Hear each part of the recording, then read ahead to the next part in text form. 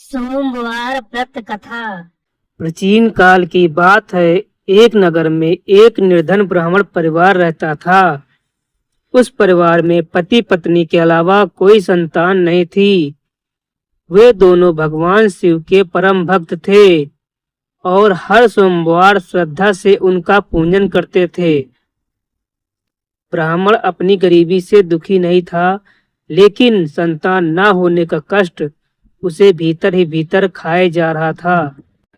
एक दिन ब्राह्मण की पत्नी ने अपने पति से कहा, स्वामी, हम दोनों पूरे मन से भगवान शिव की पूजा करते हैं, फिर भी हमें संतान का सुख क्यों नहीं मिला।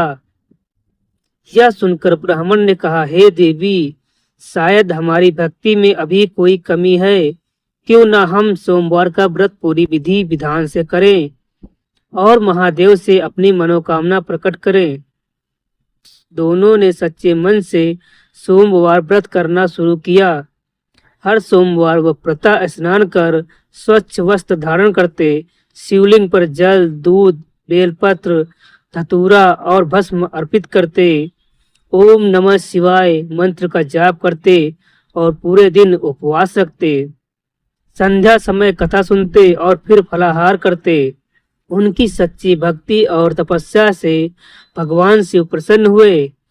एक रात भगवान शिव ब्राह्मण की पत्नी के स्वप्न में प्रकट हुए और बोले, बेटी, तुम्हारी भक्ति से मैं अत्यंत प्रसन्न हूँ।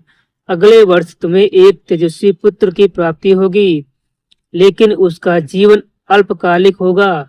स्वप्न देखकर ब्राह्मण की पत्नी अत्यंत प्रसन्न हुई, परंतु यह जानकर दुखी भी हो गई कि पुत्र का जीवन छोटा होगा। उसने यह बात अपने पति को बताई। दोनों ने सोचा कि चाहे जीवन छोटा ही क्यों न हो, संतान का सुख तो मिलेगा। समय बीता और नियत समय पर ब्राह्मण की पत्नी ने एक सुंदर पुत्र को जन्म दिया। पूरा घर आनंद से भर गया। पुत्र बड़ा होने लगा, विद्या में निपुण और गुणवान था। जब पुत्र की आयु 12 वर्ष की हुई तो ब्राह्मण को भगवान शिव की भविष्यवाणी याद आई। ब्राह्मण ने पुत्र को विद्या अध्ययन के लिए मामा के घर भेज दिया। मार्ग में वे एक नगर में रुके, जहां राजकुमारी का विवाह हो रहा था। किसी कारणवश दूल्हा शादी करने से मना कर दिया, तो ब्राह्मण के पुत्र को ही दूल्हा बना दिया गया।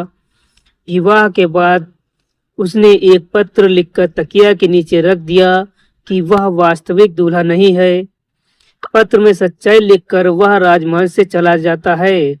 आगे यात्रा करते समय शिव कृपा से पुत्र की आयु पूरी हो जाती है, परंतु माता पार्वती की कृपा से भगवान शिव उसे पुनः जीवन देते हैं। अंततः वह सकुशल घर लौट आता है और यह सत्य जब राजा के सामने आया तो राजा ने अपनी पुत्री का विवाह उसी ब्राह्मण के पुत्र से ही करा दिया। इस प्रकार भगवान शिव की कृपा से ब्राह्मण परिवार का जीवन सुखमय हो गया।